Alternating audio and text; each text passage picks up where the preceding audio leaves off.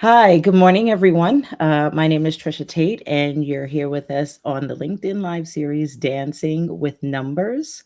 We are happy to have Mary Frances Winters today. She's CEO of the Winters Group. I started Dancing with Numbers in June. The intention is to normalize conversations around finances for business owners. I wrote a book called Dancing with Numbers: Grow a Financially Healthy Business and Choreograph the Life That You Want. And the most interesting part of crafting that book was interviewing business owners who were self proclaimed non numbers people, but they shared their journey towards having a better relationship with their numbers. And I thought, what better way to extend the conversation than to bring it live? And so today we're going to have that kind of conversation with Mary Frances Winters, again, CEO of the Winters Group. And I'm so happy to have her here. So welcome, Mary Frances. Thank you. Thanks for having me. Appreciate it. Yes. So I've known you for a while because you're one of the clients of FinCore, our fractional CFO company. And I love the story of the growth of your business. There have been ebbs and flows over the past 40 years. So I would love for you to tell the audience a little bit about your company and also your growth journey over the past 40 years. Wow. Thank you. How much time do you all have? No, I'm kidding. Only kidding. So I'm Mary Frances Winters. 40 years ago, I started a company. I became an entrepreneur. I left corporate America, and I'm also an author. And our company is a diversity, equity, and inclusion consulting company. Yes, DEI, those dastardly words these days, where people have bastardized this work. But I left corporate America because as a Black woman, I didn't feel that I could achieve my full potential there. And I felt like if I was going to fail in life, it wasn't going to be because some leader, usually a white male, was telling me I was too much of this or too little of that. And I felt like I was yo-yoing back and forth. So I said, I'm going to just do this on my own. And it hasn't been easy, as Trisha mentioned. There have been lots of ebbs and flows over the 40 years, but I wouldn't trade it for anything because I'm an entrepreneur to my very soul. So we help organizations. We have some really large clients, large multinational corporations, and the reason that I targeted those kinds of companies from the very beginning is because I said they're big. They probably have big budgets, and it has worked out to an extent. But we've been through all of the recessions that started back in the 90s, and then the big one in 2008, and we've had to really pivot, shift, rebrand, reimagine ourselves throughout the course of the 40 years.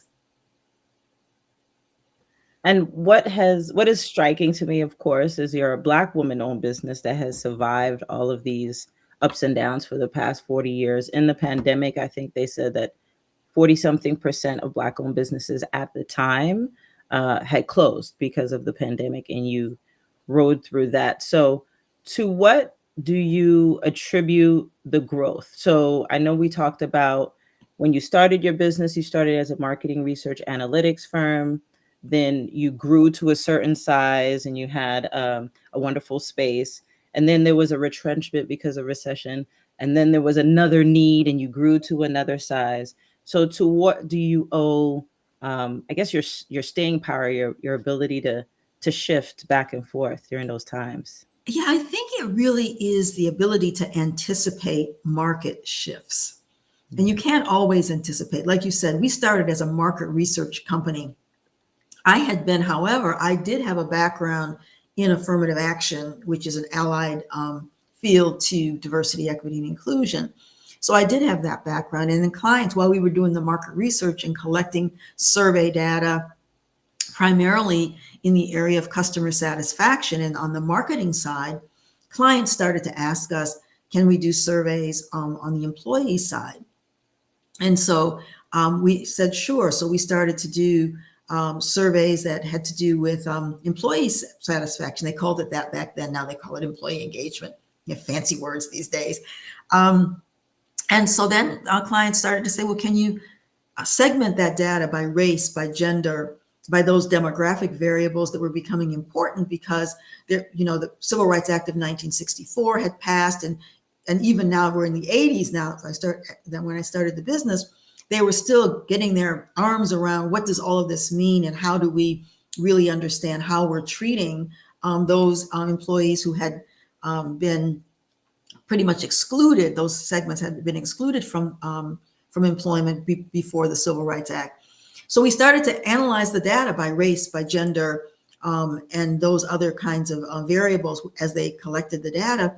And then they said, and then diversity started, sort of in the mid 80s, where Dr. Roosevelt Thomas, the late Dr. Roosevelt Thomas, said, it's just not about the numbers. Diversity can really support growth in an organization, because if you tap into the talents of different people and recognize those differences as a strength, that can help your bottom line, things that you're interested in. That's right. And so there was a shift from it being a compliance aspect, we have to comply with the law, we have to set goals to hire so many, to this is a competitive advantage. And so we, moved with that, right? We moved from sort of the marketplace into the employee place. So I think for entrepreneurs, it really is, and it's hard to stay abreast of the market, because today, again, our market, our industry is under attack. The new administration is talking about eliminating anything that has to do, with DEI. So I would, recommend to those who are listening to make sure that you have a backup plan, or that you're not so niched that you don't have a place to fall back. But I think throughout the years, it has been really anticipating market needs and being nimble so that you're able to quickly shift. For example, as we talked, we don't have any debt. The Winters Group has no debt. Right. And so that makes it easier to be able to shift. And because of your advisement, we have a reserve, because you said we must have a reserve. And so we have a little bit of a cushion, not much, but a little bit of a runway to be able to shift. Right. So you touched on a number of things, and I wanted to say one of the things that I admire about you is that you also live your values, right? So you're very mindful of your team members. We don't call them employees, your team members, and the culture that you have, whether we're in a downturn or we're in an upturn. And I would love for you to share, we're going to talk about the debt and the metrics in a second, but I would love for you to share for those who are like starting their business, starting to build a team, maybe 5 years in, what are some nuggets to building a strong team and a strong culture, and also retaining a strong team and a strong culture? Right. Yeah, we really have good retention numbers. I think it's really important to recognize that as an entrepreneur, you have one set of, not a set, but you're driven. If you're an entrepreneur, you're driven. Yeah. And you're going to work the late hours. You're going to do whatever it takes to keep the doors open. Recognize that everybody that you hire doesn't have that same drive. Not that they're not good people and good employees or team members, but they don't necessarily have that drive that would say, I'm just going to do whatever it takes to keep this client happy. I'm not looking at if it's 40 hours or 60 hours. I'm just going to do the work. That's how I think. But you have to recognize that people that you bring on may not think that way. And that doesn't mean that they couldn't be really, really valuable team members. And that's where the values of the organization, come into play. And if you value things like work-life balance, if you value the well-being of your team members, then you adjust, because everybody's different. That's diversity. Diversity starts with the individual. And I think it really is understanding what kind of complement you need on the team. Do you need somebody else who's driven, just like you are as the entrepreneur? Maybe not. Maybe two driven people, could collide.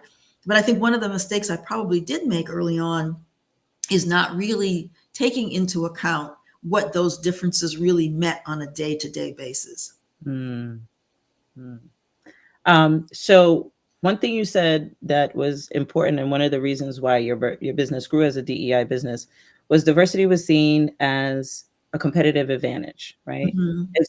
It's also, and the team that you've built and the longevity of the team and the retention that you've had with your team has also helped financially, right? Because it costs so much Mhm. to recruit, find, onboard, then get them productive, and you've defrayed a lot of that. I mean, sometimes we don't see it in the numbers financially, but it costs a lot to bring on a new employee. So by you being able to retain your employees, your team members, retain them in a culture with value, that are based in values, you've also been able to support yourself or support the business in a profitable way, by having to avoid those costs. Now, for businesses out there that are consulting based businesses, professional service based businesses, your number one asset are your employees, right? So this is why retention is important.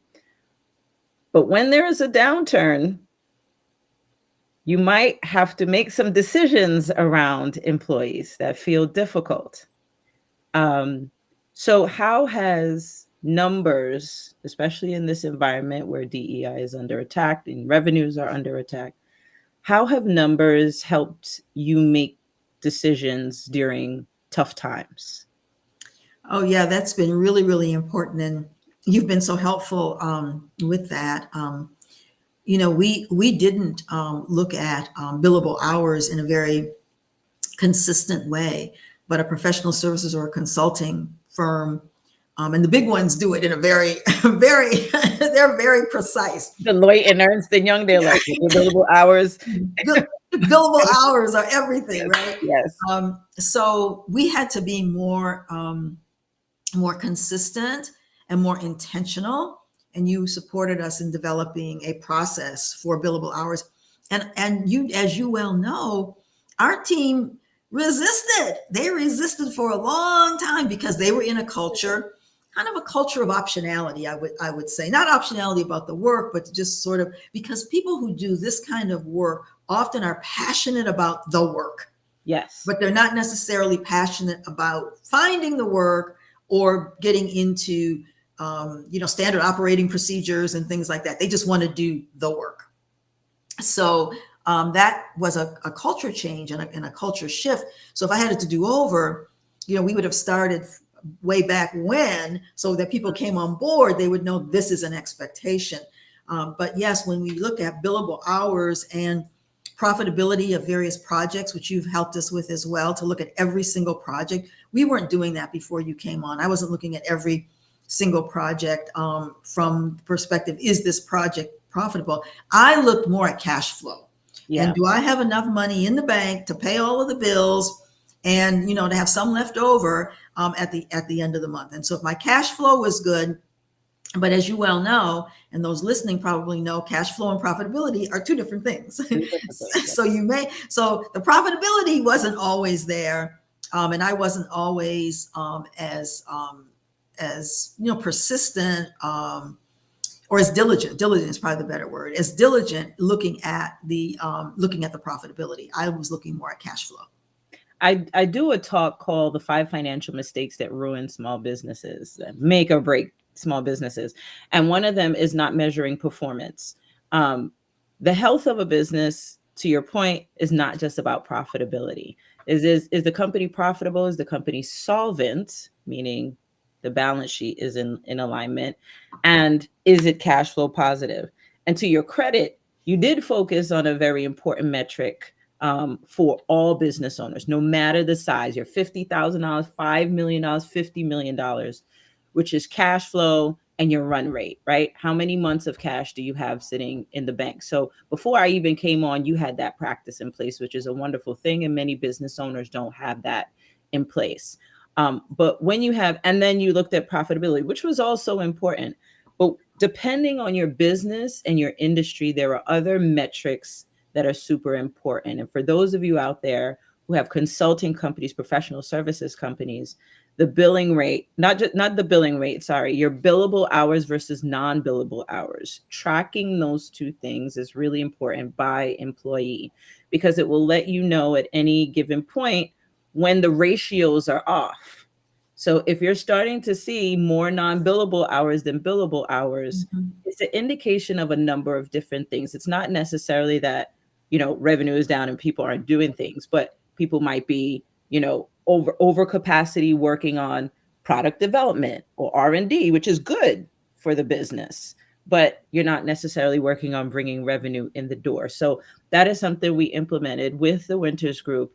And over a period of time, we were able to track exactly what's going on with employees and just investigate it, right? It's not just because you see numbers changing doesn't mean you make a decision right there, but just track it and investigate it. To your point, yes, employees were resistant, but it took us a couple years and we got there. And I see it's been very helpful. So thank you for sharing that. So you talked about debt.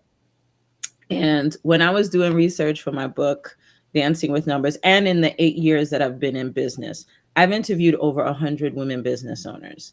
And one of the threads, for good or for bad, is this resistance to debt. I don't want to owe anybody. I don't want any debt.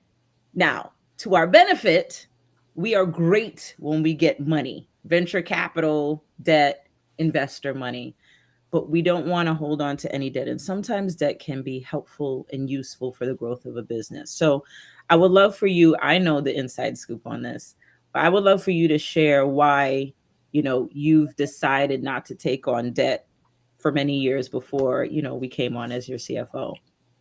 Yes. So early on in the business, I was advised, always try to use somebody else's money. If you can use somebody else's money, do it. So I initially, went the small business administration route and realized that small business administration gives money to people who already have money. So you already had to have They want to make sure you can pay it back. Right, exactly. So that route didn't go. So, and then there came a time when I was, viable and big enough to have a line of credit. So I got a, business line of credit from a bank. And this was a recession that happened in the 90s. There was a big banking blow up in the 90s, Milliken and all that kind of stuff that happened in the 90s. And they called my line of credit. I mean, I wasn't late on it or anything, but they called my line of credit. And it wasn't a lot, really, really big line of credit, but I didn't have that much cash to pay back the line of credit. And you were using it. It's not like you weren't using it. I was using it. I was using it. Right. I was using it. So I said, oh, okay. So banks are not my friend either.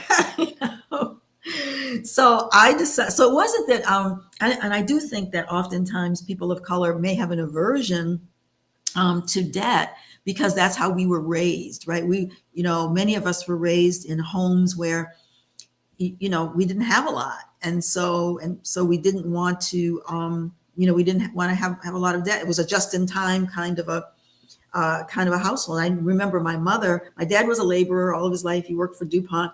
He would bring his money home. He'd get it cashed and bring the cash home. My mother would sit at the table and she would literally say, this is for Mary Frances's piano lesson. This is for the hairdresser. This is for the food. This is for church.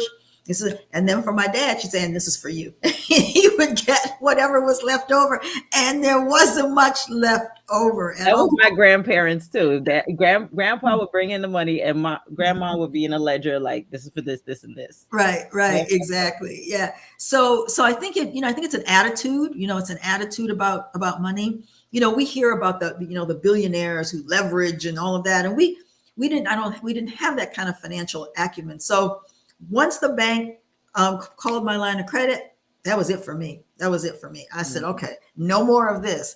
And that's why I decided not to carry debt and literally fund myself. So when we fund research and development and new products and new services, and again, Tricia, you've been very helpful to us to help us to put that in a particular bucket, if you will, that's right. research and development. So when you have reserves, you're able to fund your research and development. But you also recommended that we have a line of credit, Yeah. which we now do. Yes, yes, yes.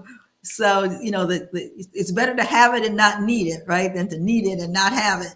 That's exactly right. I mean, I'm a firm believer, especially if your business is doing well, why not get a safety net that is there and you don't necessarily have to use it and incur the interest expense, but why not have the safety net of to support your working capital? If you ever get in a bind, you have access Mhm. to it because to your point, banks don't want to lend you money when you don't have money. Right.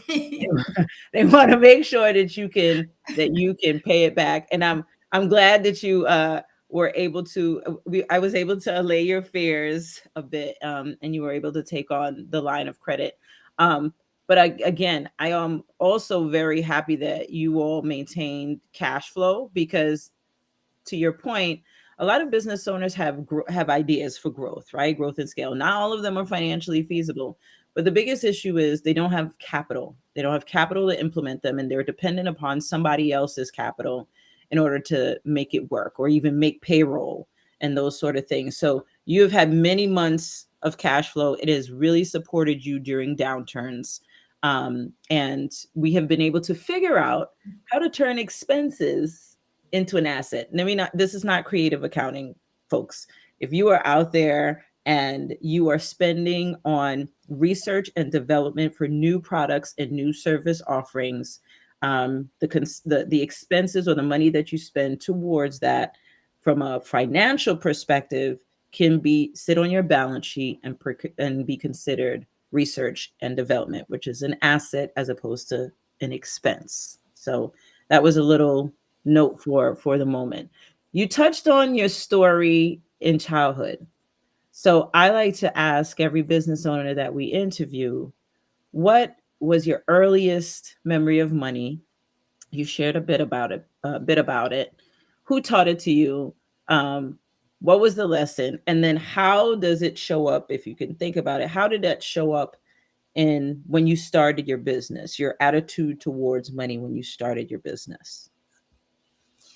So my earliest memories, it was all about my mother. I was in a two-parent household. My dad worked. My mother did not work outside of the home back then. I was an only child for actually 15 years before my brother came along. We were both adopted. But what I guess I learned is the idea of just being very cautious and prudent with money. That there was a finite amount, and in order to continue to to live comfortably, you had to be very prudent in terms of how you spent money. So my parents didn't have a lot of debt. Their biggest debt was always a car payment because every 4 years they got a new car. And I so love that for them. every 4 years, I got the Chevrolet, and then we went up to the Buick. But yeah, but that was so it was being prudent with money. And I guess in terms of how that shaped me in the business was more probably unconsciously, because I hadn't really thought about it until you asked me until you asked me the question. So in my mind, I would always think, do I have enough in the bank to pay people, to pay the bills, and then have something, left over, to pay myself, pay people, and pay the bills, and have something left over. So that's how my mother always thought, and I guess that's how I think as well. And going back to the story about the line of credit, the only reason that I did that early on was because my financial advisors were saying, always use somebody else's money whenever you can. So I said, "Oh, really?" I said, "Oh, okay, I'll try that." And it actually kind of didn't work for me. So I love that lesson of be prudent with money. And it's so funny. So for everyone I interviewed for my book, Dancing with Numbers, Grow Financially Healthy Business and Choreograph the Life You Want, I asked them the question. Now, I had these 5 interview questions and I didn't realize how revealing it would be to ask each of these business owners that question. And I don't think that they ever realize the touch point and the connection between their earliest memories of money and how they thought about money going into their business. And I think it was a cathartic moment for a number of business owners that I interviewed. And yeah, when we were doing the pre-interview and you were sharing the story, I was like, oh, this makes total sense that you want to maintain a lot of cash flow is just like a connective thread that came from childhood. Um, so I want to talk about, a little bit more about numbers as, you're 40 years in business. I know we're thinking about succession planning. And so that has come up for a lot of business owners that I am meeting now. So as you are going through this next phase iteration of the Winters Group and of Mary Frances Winters, how are you thinking about succession planning, just from a legacy perspective, a financial perspective? How are you thinking about it for your business? Well, as you well know, my daughter has taken a leadership role in the business. She is now president of the company. I'm still chief executive officer, and she's president. And I think right now it's 49, 51%. I have 51% of the company, and she has 49% of the company. So we're a small, corporation. We're a C corp. She joined the business. It'll be 13 years ago in February. She's an engineer by training, so this is not her, her background at all. But she is now working on her PhD in organization development, organization management. So, so for me, I had to decide at some point, will I just retire and let the business go, and the Winters Group just won't be, which some of my colleagues have done. In the field, they just retire because they're very, small businesses. Would I try to sell the business, or do I want the business to continue on? So I made that decision that I want the business to continue. This is truly a passion, and it is definitely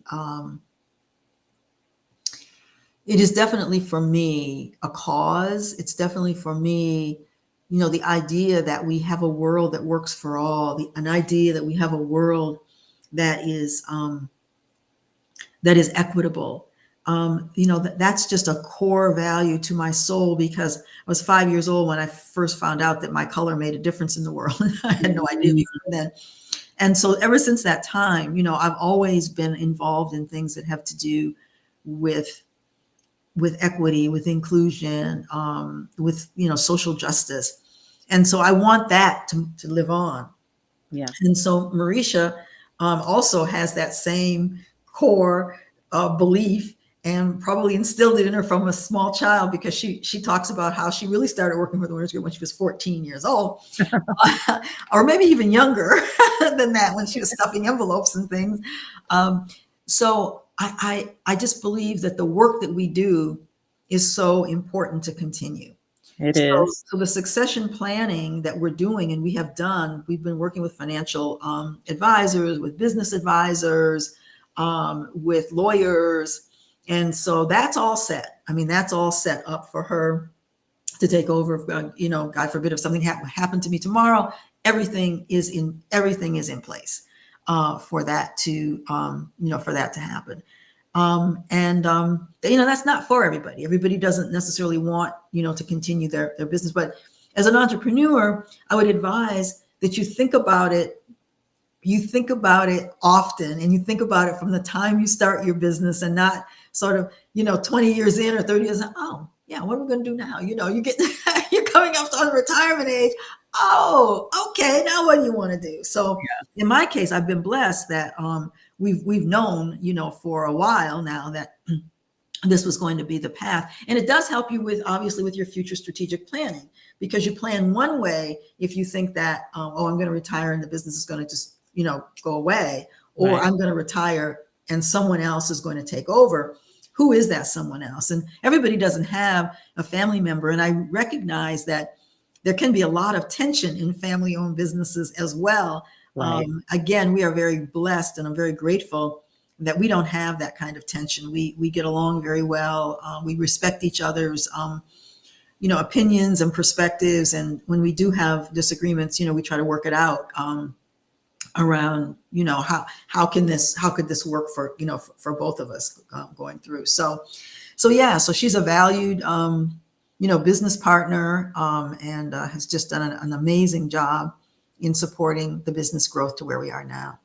When I do a talk around succession planning, and there's 5 stages to going through succession planning, and then you need all these particular people. You mentioned a number of them: financial advisor, you have a succession planning expert, your CFO, your outsourced HR. You have a number of different support personnel in this whole decision. Even your daughter, right, who's going to be your successor.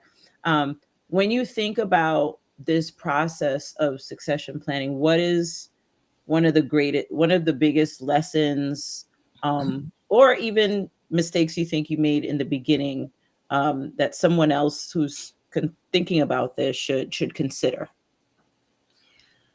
So I don't know that I made any, big mistakes in the beginning, because one of the things that I did from day one, back 40 years ago, I hired an accountant. I hired a lawyer. So I had that kind of advice, and I was a solopreneur at that time. But so I had that advice early on. I firmly believe in allowing the experts to do what the experts do, and to call those experts in, to stay focused on what I do, and allow the others who have expertise in areas that are important to be advisors. I've had an advisory board. I don't have one right now, but at one point I had an advisory board.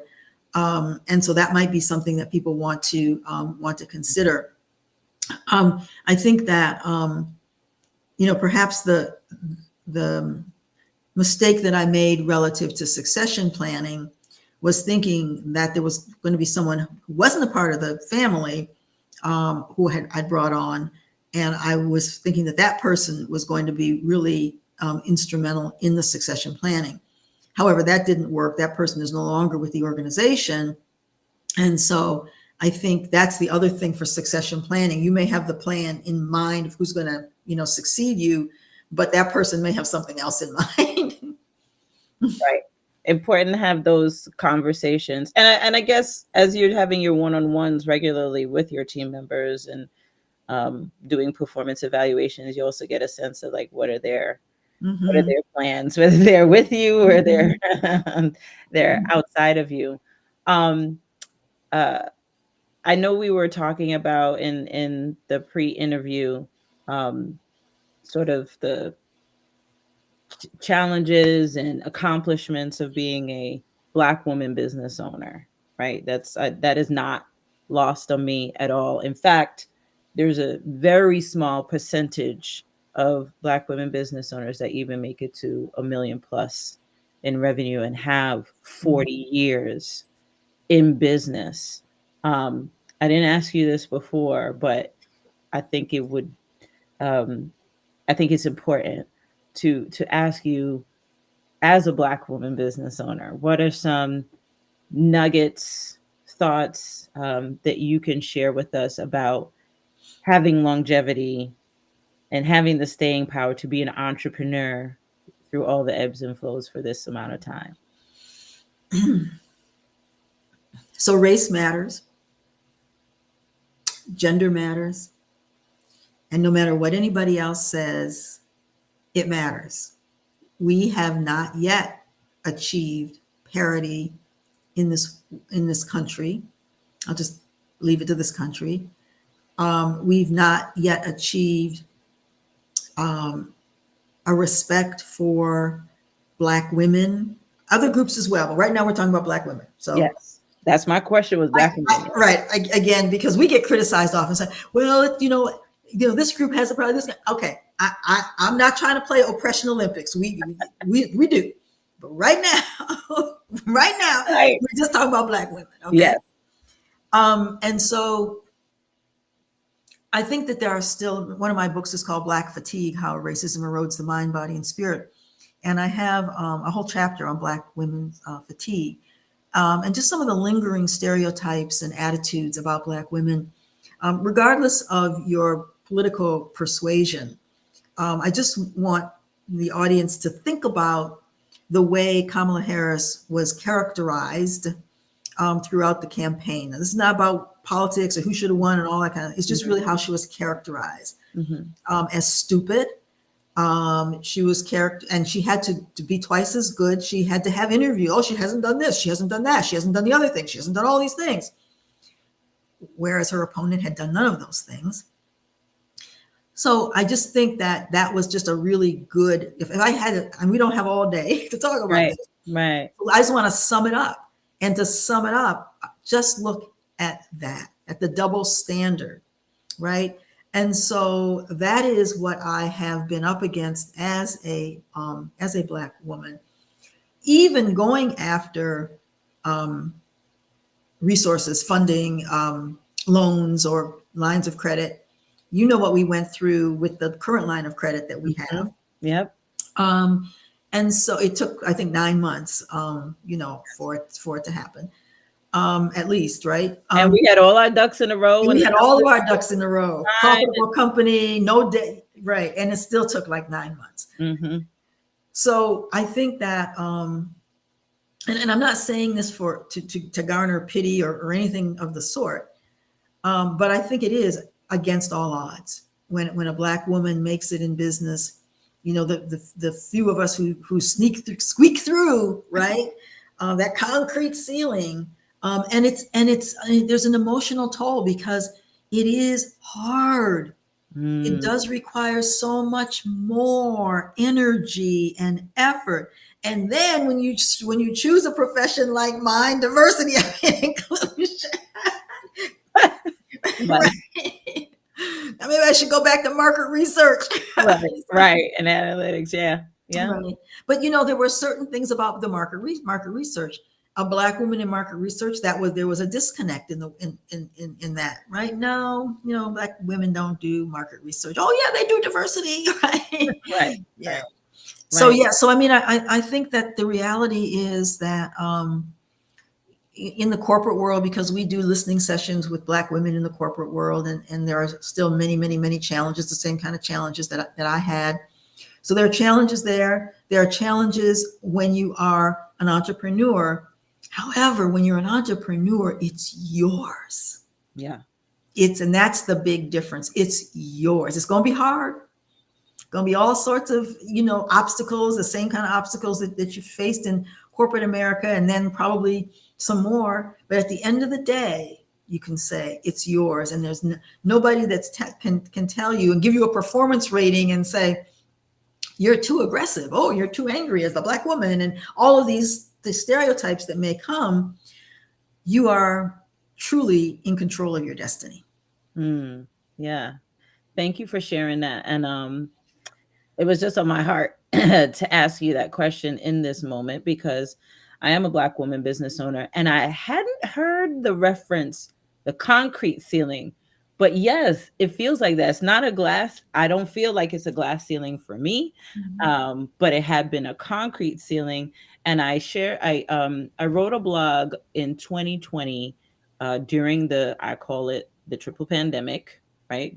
Global pandemic, financial pandemic, social pandemic, about feeling that pressure. And it was the first time I felt that pressure of being a woman, of being a Black person, of being a Black woman, and being an entrepreneur. Actually, it's 4 parts, right? I felt the weight of those 4 things at the same time. And I feel it even now. So thank you for sharing, that lesson, that anecdote for women like me and that look like me. And also for the audience that doesn't look like me, to just consider that these are some of the layers that we are working through and under. One of my goals, I feel like my purpose in life and through my company, FinCorp, is to provide access to financial resources, education, consulting to business owners, particularly women entrepreneurs, because I see entrepreneurship as a pathway to legacy and generational wealth. And you spoke about legacy just now. It's yours. it's something you could pass on to your daughter at the end of the day, your passion and your legacy. And so I thank you for we could continue on, but we are at 9:40. And I thank you so much, Mary Frances, for being with us and for sharing your experience in growing your business and in your own relationship to numbers, how you've navigated that. So I'll ask one final question. How would you describe the dance with your numbers? You could be as creative as you want to be. How would you describe the dance with your numbers when you started your business and the dance with your numbers now? I think the dance with my numbers when I started the business was probably just sort of a free form, kind of a two-step, right? trying to figure it out. Like a And jig? also, yeah. And also I think one of the things that my late husband used to always say, he'd say, stop leading, when we were dancing, dancing together. And so I think I don't know how to follow when I dance. And so that's something. And I think, sometimes you say feel like you have two left feet. Now I love to dance, right? But I just do my own thing, right? I try to learn the salsa, but it's like, oh, I just want to do my own thing. So I think my dance with the numbers now, though, at this stage is more, what's the word? More consistent and more 1, 2, 3, 1, 2, 3, 1, 2, 3, 1, 2, 3, getting into the rhythm of a consistent dance, as opposed to just a free flow. Just move your body.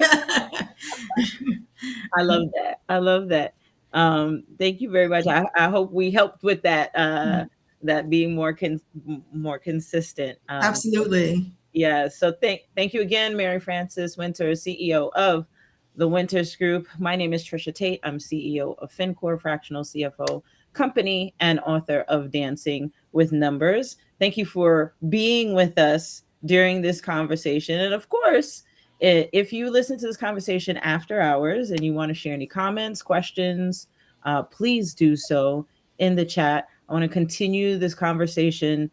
And my intention here is to normalize the conversation around money, around numbers, and our relationships to it. So thank Very you. much needed. Very much needed. Appreciate all of the work that you're doing to support us entrepreneurs in that, because we need it. Thank you so much. Thank you for all those in LinkedIn universe. Have a wonderful day and happy Thanksgiving, but also happy Indigenous Person Day. And happy gratitude holiday, right? I see this now more as a gratitude and a thankful holiday. And I put out a post on Friday showing gratitude to you. I have so much gratitude for you in my life. So thank you to you, Mary. Thank you.